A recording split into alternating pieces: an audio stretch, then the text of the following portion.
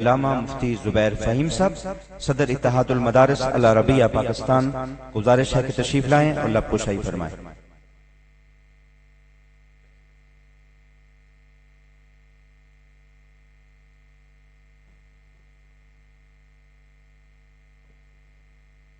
نحمده ونصلي على رسوله الكريم اما بعد۔ وقت کافی بیت چکا ہے، میں صرف اپنی حاضری لگوانا مقصود ہے۔ الموسوعہ پر بہت بات ہو چکی ہے اور یقیناً یہ اس دور کی ضرورت تھی، اس اعتبار سے کہ فتنے دن بدن سر اٹھا رہے ہیں۔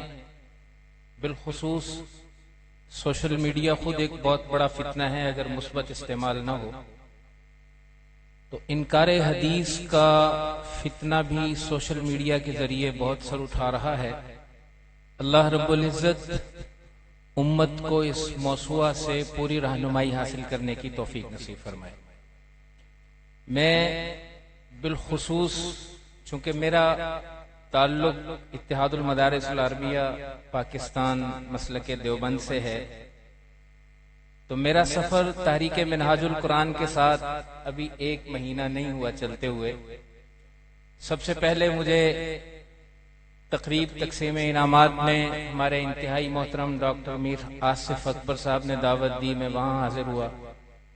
پھر عالمی میلاد کانفرنس میں شرکت ہوئی، پھر لاہور کی جو موسوعہ کی تقریب رونمائی تھی وہاں حاضری، اور آج اسلام آباد میں۔ تو یہ محض ایک محبت کا رشتہ ہے اور احترام کا رشتہ ہے۔ اللہ رب العزت اسے ہمیشہ قائم و دائم رکھے۔ اور ہمارے پیر صاحب محترم نے جو آخر میں بات فرمائی، میں وہیں پر اور اسی پر اپنی بات کو ختم کروں گا۔ ہم نے تاریخ میں بھی پڑھا ہے اور بڑے لوگوں کو دیکھا بھی ہے کہ جب وہ بڑے کام میں مصروف ہوتے ہیں تو بالخصوص اپنی اولاد کی طرف توجہ نہیں دے پاتے۔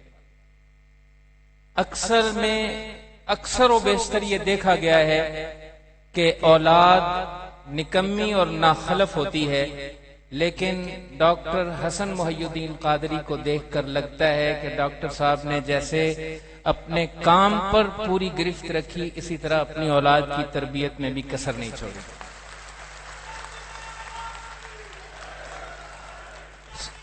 سب سے پہلی گفتگو میں نے تقریب تقسیم انعامات میں ان کی سنی، ویسے سوشل میڈیا کے ذریعے سنتے رہتے تھے، لیکن جو عالمی میلاد کانفرنس میں عربی میں انہوں نے عرب شیوخ کو استقبالیہ میں جو خطبہ دیا وہ یقیناً ان کی علمیت کو ظاہر کرتا تھا۔ اللہ رب العزت انہیں مزید ترقیات اور توفیقات سے نوازے۔